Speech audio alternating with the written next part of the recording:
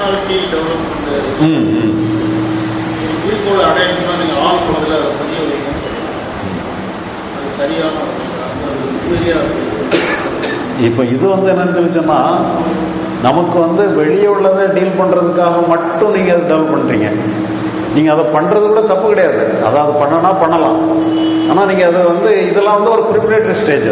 அதை மட்டுமே வச்சு நீங்கள் வெளியே உள்ள காரியங்களை பண்ணுறதுக்காக மட்டும் பண்ணுறது, ஒரு ஆள் மனசில் பதிய வச்சு நீங்கள் அதிலே இம்பார்ட்டன்ஸ் கொடுத்து அதையே பண்ணுறதுங்கிற மாதிரி பண்ணுறோம். மற்றபடி நீங்கள் என்னன்னு சொல்லி சொன்னால், மனசில் சுதந்திரம் அடைஞ்சிட்டோம்னு சொல்லி சொன்னால் எல்லாத்தையும் எளிமையாக டீல் பண்ணுறது அந்த தகுதி இருந்தாலே போதும், ஈஸியாக டீல் பண்ணிடலாம். இல்லை, அதாவது மனது அது எதை கேட்குதுன்னு சொன்னால், அது இன்ப துன்பத்தை தான் கேட்கறதுடைய, அது பொருளை கேட்கறது இல்லை. அந்த பொருள்னால எனக்கு இன்பம் கிடைக்கும்னு சொல்லி டிமாண்ட் பண்ணுது. அப்போ உண்மையில் அது மன உணர்வை தான் கேட்குது, பொருளை கேட்கல. அதனால என்ன சொன்னால், அது அந்த பேசிக்கலாக அதனுடைய அணுகுமுறையை தவறாக இருக்குது.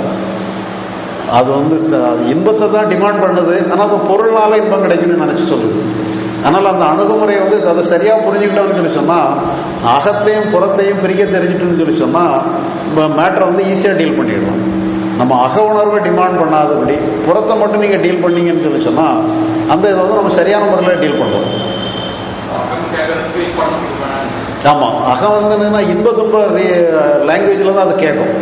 இன்பத்து துன்பத்தை நீங்கள் அது எப்படி வேணாலும் இருந்துட்டு போட்டு, மனசு எப்படி வேணாலும் இருந்துட்டு போட்டு நீங்கள் விட்டுட்டீங்கன்னு வச்சுக்கோங்க. அப்போ புறத்தை டீல் பண்ணுறது ஈஸியாகிடும். அப்போ நீங்கள் எவ்வளோதான் வசதிகளை நீங்கள் கேட்டாலும் கூட அதனால ஒன்றும் பிரச்சனை இல்லை. நீங்கள் இன்ப துன்பத்தை நீங்கள் டிமாண்ட் பண்ணிட்டு இருக்கும் பொழுது இங்கே ஒரு சின்ன விஷயம் கூட ஒரு பெரிய பிரச்சனையாக வந்துடும். புறமே ஆமாம், நம்ம அப்படி பண்ணணும்னா தான் தப்பாயிடும். அகத்துக்காக புறத்தை நீங்கள் பண்ணுறதான் தப்பாயிடும். புறத்துக்காக புறத்தை பண்ணினீங்கன்னா பிரச்சனை இல்லை. இல்லை, அப்படி நீங்கள் பண்ணினீங்கன்னா தான் சரியாக இருக்கும். நீங்கள் அகத்துக்காக பண்ண அது ஒரு காலமாக நமக்கு சால்வேஷன் கிடைக்கவே கிடைக்காது. அகத்துக்காக நீங்கள் புறத்தில் பண்ணினீங்கன்னு சொன்னால் அது ஒரு காலமே சால்வேஷன் கிடைக்காது. ஆனால் அகத்தை நீங்கள் புறக்கணிக்க தெரிஞ்சுக்கிட்டீங்கன்னு சொன்னால், அகங்கிறது தானாக வரக்கூடிய ரியாக்ஷன் தான். அந்த ரியாக்ஷனுக்காக நீங்கள் பண்ணணும்னு அவசியம் இல்லை. ஆனால் உண்மையிலே ரியாக்ஷன் வரலாம். நீங்கள் புறத்தை நீங்கள் சரியாக பண்ணும்போது அக ரியாக்ஷன் நல்ல முறையில் கூட ஒரு இன்பம் கூட வரலாம் போதும். ஆனால் நீங்கள் இதை டிமாண்ட் பண்ணலை. நீங்கள் அதை டிமாண்ட் பண்ணும்பொழுது நேச்சுரல் ரியாக்ஷனாக வரும். அந்த நேச்சுரல் ரியாக்ஷனாக வர்றதுல தப்பு கிடையாது. ஆனால் அந்த ரியாக்ஷனுக்காக நான் அதை பண்ணுறேன்னு நினச்சி பண்ணிங்கன்னா இதையும் சரியாக பண்ண முடியாது, அதையும் சரியாக பண்ண முடியாது. மைண்டினுடைய இன்டெலிஜென்ஸ் இருக்குது. அந்த இன்டெலிஜென்ஸ் அதுவே பார்த்து சரி பண்ணிக்கணும். நாம என்ன பண்ணிடுறோம், மனசை சரி பண்ற வேலையை நாம கையில் எடுக்கிறோம். அதனுடைய இன்டெலிஜென்ஸை நாம நம்பல. நம்ம இன்டெலிஜென்ஸை நினைச்சு, நம்முடைய இன்டெலிஜென்ஸை நினைச்சு மனசை சரி பண்றதுக்கு போராடிடும். நீங்க அதை சரி பண்றதுக்கு போடலாம் இல்லைன்னு சொன்னா அது அதனுடைய இன்டெலிஜென்ஸ்ல செயல்படும். அது அதனுடைய இன்டெலிஜென்ஸ்ல செயல்பட்டா கரெக்டா இருக்கும். நாம அதை சரி பண்றதுக்கு போராடும் பொழுது அதனுடைய இன்டெலிஜென்ஸை நம்பாம நாம கையில் எடுத்துறோம். அதுதான் தப்பு.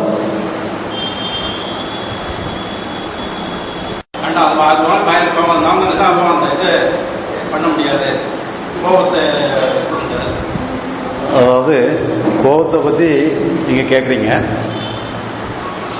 கோபம்ங்கிறது உதாரணமா ஒருத்தர் நம்மகிட்ட மிஸ்பிஹேவ் பண்ணிடுறாரு, உடனே நமக்கு கோபம் வந்துடும். இப்போ நம்ம பண்ணிடுறோம், அவரை நம்ம திட்டிடுறோம். அவரை நம்ம மிஸ்பிஹேவ் பண்ண உடனே அவரை திட்டிடுறோம். இப்போ அந்த நபர் நம்மகிட்ட மிஸ்பிஹேவ் பண்ணவர் நமக்கு ஈக்குவலா இருந்தோம்னு சொல்லி சொன்னார்னா நம்ம ஈஸியாக திட்டிடுவோம். அதுவே நம்முடைய சுப்பீரியர் ஆபீசரா இருக்காருன்னு வச்சுக்கோங்க, நம்ம திட்ட மாட்டோம். கோபரமா இருக்குமா, கோபரத்தான் செய்யும். இப்போ அவர் மிஸ்பிஹேவ் பண்ணாலும் கோபரத்தான் செய்யும். நமக்கு சக ஊழியர் நம்ம மிஸ்பிஹேவ் பண்ணாலும் அவன் கோபரத்தான் செய்யும். கோபம் வர்றதுல ஒன்றும் ரெண்டு பேருக்கும் பாகுபாடு கிடையாது. அவர் மிஸ்பிஹேவ் பண்ணாலும் கோபம் வரத்தான் செய்யும், யாரு பண்ணாலும் நமக்கு கோபம் வரத்தான் செய்யும். நம்ம பதிலுக்கு நம்ம திட்டுறதோ அல்ல எப்படி பண்றதோ, நம்மளுடைய சக ஊழியராக இருந்தோம்னா ஓப்பனா திட்டிடுவோம். பெரிய ஆபீசரா இருந்தாங்கன்னா திட்டுவோம், நம்ம மனசுக்குள்ள திட்டுவோம், வெளியே சத்தம் கேட்காம திட்டிடுவோம். இவன் என்னைக்கு சாவானோ தெரியலையேன்னு சொல்லி திட்டிடுவோம். அப்போ என்னன்னு சொல்லி சொன்னா, இந்த எக்ஸ்பிரஸ் பண்றது நம்ம கையில இருக்கு.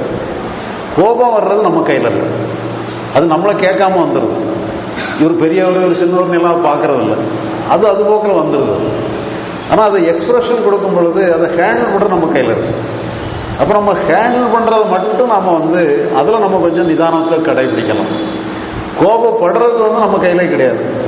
கோபம் நமக்கு வந்துடும், அது நமக்கு நிதானம் கடைபிடிக்கணுங்கிறது நம்ம கையில இல்லை. அது நம்மளை அறியாமலே வருது. வந்த பிறகுதான் கோபம் வந்திருக்குங்கிறதே நமக்கு தெரியும்.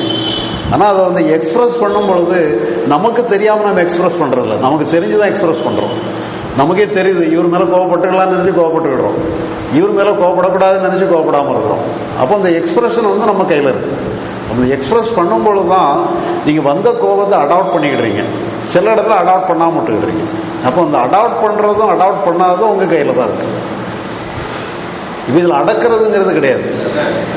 ஒரு மாசமா டிவியை பார்த்து நானும் இதை ப்ராக்டிஸ் பண்ண ஆரம்பிச்சிருக்கோம். அது கோவம் வராமல் எனக்கு தற்போது கையில் எடுக்காதீங்கன்னு அவன் சொல்றாங்க. அதை அவங்க போது பார்த்து கையில் எடுக்காத அப்படின்னு சரி ஓரளவுக்கு இருந்தாலும் என்னுடைய பங்கு என்ன நினைச்சு பார்க்கறாங்க அப்படிங்கிறதுக்கு முழு மனசா வர மாட்டேங்குது. பஸ்ல வரதான் ஒரு ரேட் சட்டப்பட்டேன். என்னுடைய தப்பு இருந்தது, அதனால தான் புரியல, அதனால தான் நான் யோசிக்கிறேன். அந்த மொமெண்ட்லயே பார்த்து சாரிமா சொல்றதுக்கு ஒரு ஈகோ வர மாட்டேங்குது. என்ன ஏதாவது சாப்பிட்றது தியானம்லாம் அதுக்காக இருந்தாலும் அந்த ஒரு முழு மனசோட என்னுடைய தப்பு இதில் இருக்கு. அவங்களுக்கு என் தப்பு இல்லை அப்படின்னு சொன்னாக்கா பண்ண மாட்டேன். என்னுடைய தப்பு இருக்குன்னு தெரிஞ்சு அந்த மொமெண்ட்ல இம்மிடியேட்டா அந்த தப்பு கொடுத்து திரும்ப அவர் மன்னிச்சு கேட்கறதுக்கும் ஏதோ அதுக்கு ஏதாவது பயிற்சி வேற ஏதாவது இருக்கா என்ன தேடிட்டு நீங்க சொன்ன மாதிரி தேடுதல் வேண்டாம் அப்படின்னு வேற சொல்றீங்க. இல்லை, ஏதாவது நீங்கள் மனசளவில் வந்து இப்போ புறத்தளவில் நீங்கள் எப்படி டீல் பண்ணதுங்கிறதுல தான் இப்போ நீங்கள் சொல்கிறீங்க. இப்போ அவர்கிட்ட வந்து நம்ம தப்பாக கூட கோபப்பட்டோம், சாரி கேட்கணும் வேண்டாமாங்கும் போது அது நீங்கள் வந்து உணர்ந்ததுனால காலப்போக்கில் அதில் டெவலப்மெண்ட் வந்துடும். அதனால் அது ஒரு பெரிய மேட்டர் இல்லை. அது அதாவது இங்கே பிரச்சனை வந்து என்னன்னு அகத்தளவில் நீங்கள் ஓகே ஆகிட்டீங்கன்னு சொன்னால் புறத்தை டீல் பண்ணுறது காலப்போக்கில் இன்னும் கொஞ்சம் டெவலப்மெண்ட் வந்துடும். அது வந்து இந்த சூழ்நிலையை எப்படி நிர்வாகம் பண்ணுறது, எப்படி பிஹேவ் பண்ணிக்கிடுறதுங்கிறது காலப்போக்கில் டெவலப் ஆகிடும். இந்த அகத்தை தான் மேட்ரு வந்து இங்கே தான். அகம் வந்து ஓகே இருந்துன்னு சொன்னால் அகத்தை நம்ம அதை சரி பண்ண வேண்டிய அவசியம் இல்லை. அது சரி இது எப்படி வேணாலும் இருந்துட்டு போட்டோங்கிறத கைவிடுறதுக்கு தெரிஞ்சுட்டோம்னு சொன்னால் நமக்கு தெரிய வேண்டியதெல்லாம் அங்கே தெரிஞ்சுக்கிட்டோன்னு தான் அர்த்தம். அப்புறம் புறத்தை நம்ம ஈஸியாக ஹேண்டில் பண்ணிக்கலாம்.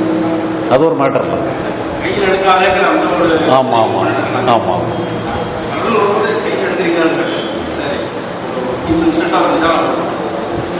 ரொம்ப நன்றி.